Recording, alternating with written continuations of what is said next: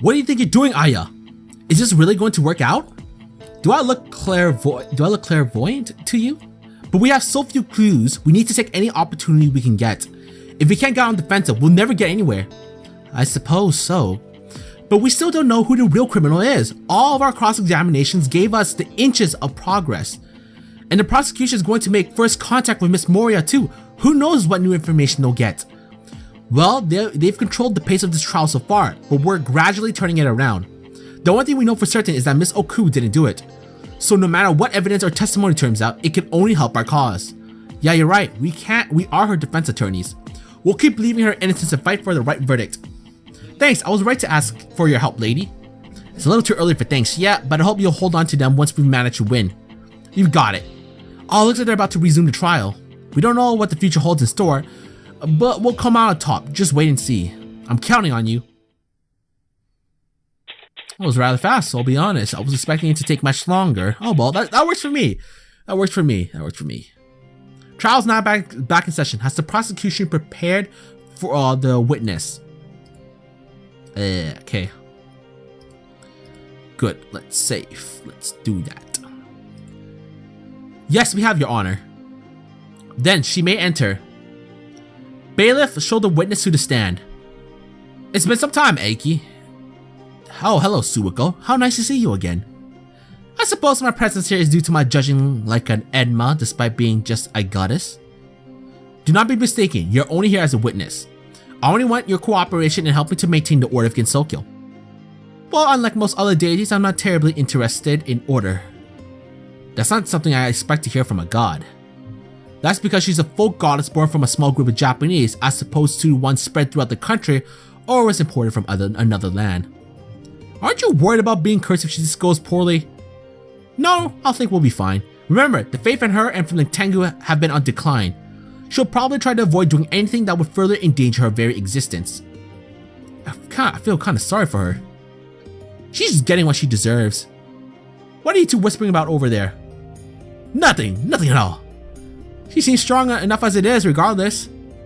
You got that right. Now then, I'm sure you understand the reason why you've been brought here. Yes, you want me to speak of the favor I asked of Cirno. Exactly. Excuse me, so give your testimony if you please. Cirno's favor for me. I only asked her to give a message on my behalf. What was the message, you wonder? We wanted someone to come take Koishi back home. She has a tendency to overstay our welcome and show no signs of wanting to leave. However, the message seemed to have worked and she left soon afterwards. I see, so Miss Koishi was at your place before the incident.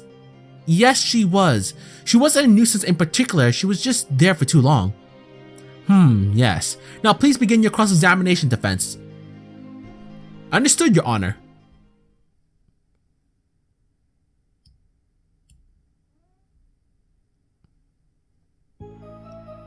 I only asked her to give a message. Yeah, alright, read that shit. Why did you ask Cirno? She comes by our shrine often. The ground makes for an excellent playground, it seems.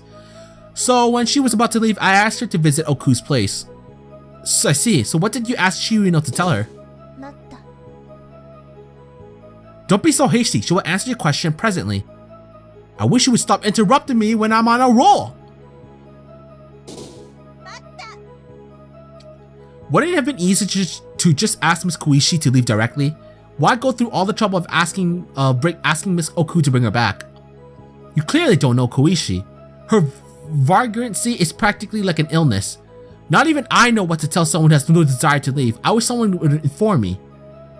So that is why you thought to ask Miss Oku. That's right, she seems to be like family to Koishi. They all live in the same house at least. Ah, alright, I see now. How long had Miss Koishi been at your shrine? It must have been close to a month. And what was she doing all that time? Nothing out of the ordinary. All she did every day was sway from place to place. Is that true? Well, it's not like she would actually sway as she walked. She would just wander around. She seemed to hover around Sanae too. Sai didn't seem to be put off by it though, and they would often perform Damaku analysis for the visiting worshippers in secret. Wasn't there some kind of trouble between you, Miss Jessica, and the Kappa that occurred during that time? Did Miss Koichi do anything then? Oh, you know about that? Of course we do. We even have a couple of friends that got hurt in that scuffle. Oh, I remember now. You are Tengu, aren't you? Well, don't worry about it too much for now. Just tell us what Koichi was doing at that time. She was enjoying the spectacle. But that's all she did. She had nothing else to do with that matter. I see. So does that mean Miss Oku came by to take Miss Koichi home right away? That doesn't seem likely. I just told Cirno to give the message, and a few days later, Koichi was gone. So you never saw Miss Oku come to the shrine? No, I didn't. There's definitely a contradiction in it. The only question is where. I know you can find it. Alright. Let's get this blasted. Present. Let's see. Where is that? There we go. Oku never met Cirno at Chiwiden and therefore has no idea why she came. Please wait a moment. Could you explain that in more detail? Explain what? About how telling Cirno to give Miss Oku a message worked. Well, Koichi certainly left the shrine. Before that, about how it worked. You obviously asked Cirno to go to Chiriden, and so she did. But she never met Miss Oku. She started a Damaku fight instead and left without saying another word. Meaning Miss Oku never received your request. And having never received your request, she did not go to the Moria shrine. Furthermore, on that day of the incident, she had no idea that Miss Koichi had returned home. In fact, she stated she had not seen her for almost an entire month. But that's impossible! Cirno must have met Oku. Because what? Nothing. What does nothing mean? And why do you think they did meet when they never actually did? These questions are only squandering precious minutes. There's no reason why she couldn't have assumed they met. It was a mere misunderstanding. Yes, that's it. A mere misunderstanding. True, that seems like a natural assumption. But are you sure that Miss Koichi would have not have gone home unless Miss Oku got the message? Maybe she just wanted to leave? I don't understand how she thinks. Her wanderlust is infamous. However, there's no definitive correlation between Miss Oku's receiving the message and Miss Koichi's departure. Order in the court. This is a courtroom too. It is no place for a shouting match. I will repeat myself one last time. This is a courtroom. The volume of your voice does not reflect the validity of your argument. Apologies, Your Honor. Forgive me, Your Honor. Miss Moria's testimony has an obvious oversight. However, I agree with the witness that we cannot deny it was just a false impression. Does the defense admit to this? Yes, Your Honor. Miss Moria asked Cirno to go to Chiwiden. However, Cirno did not meet Miss Oku there. Meaning Miss Oku was never given the message to take Miss Koichi home.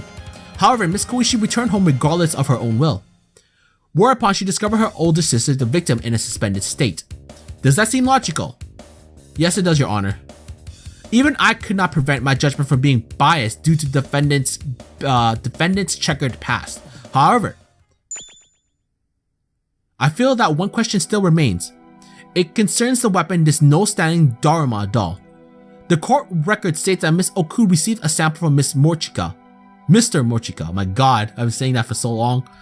Is that true, Miss Shameimaru? Yes, Your Honor. He stated as much written in his written testimony. Without any eyewitness account, I cannot declare the defendant guilty at this time. And today, the testimony of both witnesses has failed to indiscriminate the defendant any further.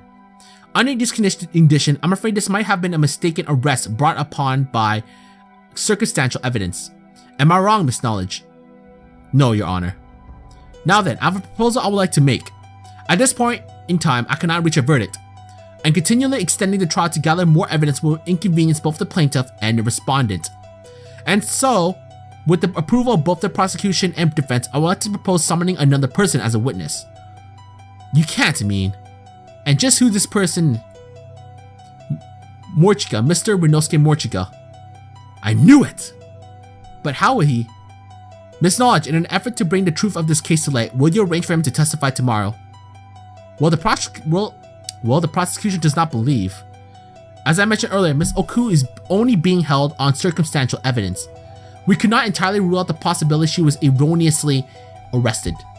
Do you still wish to decline calling Miss Mochika as a witness? Very well, I will comply.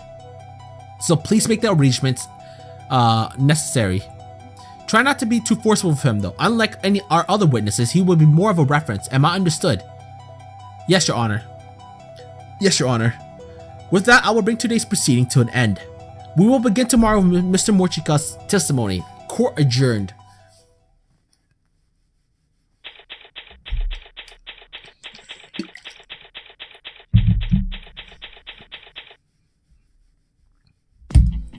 The judge herself summoned Mr. Mochika as a witness. Well, we would have been completely at a loss otherwise. I guess she did that as a last resort. But Miss Knowledge is still holding her ground. I suppose she will be going back to Chiriden to do some more investigating. Or maybe she's going to try to pull some strings. That won't happen. Even though she looks like she might, Miss Knowledge would never try to match the truth like that, no matter what. She just believes that Miss Oku is the culprit. And we want to break down that belief somehow. Right, even the judge was beginning to question whether or not she actually did it. This is probably why she suggested calling Mr. Mochika as a witness. And we certainly have a mountain of questions for him. Especially because he ran away earlier this morning. This could be our chance. Nice work today, lady. Oh, Miss Oren, does Mr. Mochika often come to Chiriden? Not really. Why? Miss Oku said that she buys all the things you need at Chiriden from Korindo. Yeah, but he doesn't deliver to our neck of the wood. She always has to go pick them up. I don't think he's ever come by. So Mr. Mochika has never been to Chiriden. What are you thinking about? Does it seem like he might be the culprit? That doesn't seem possible. He wouldn't have any sort of motive. So then, who is the low-down good-for-nothing and so forth and so and so? Someone would benefit if Miss Satori ceased to exist in addition to having something to gain by placing the blame on Miss Oku. So you figured it out. Way to go, Aya. No, I don't know yet. But the way you said it made it seem like you just did. Sorry. Now I'm starting to get worried.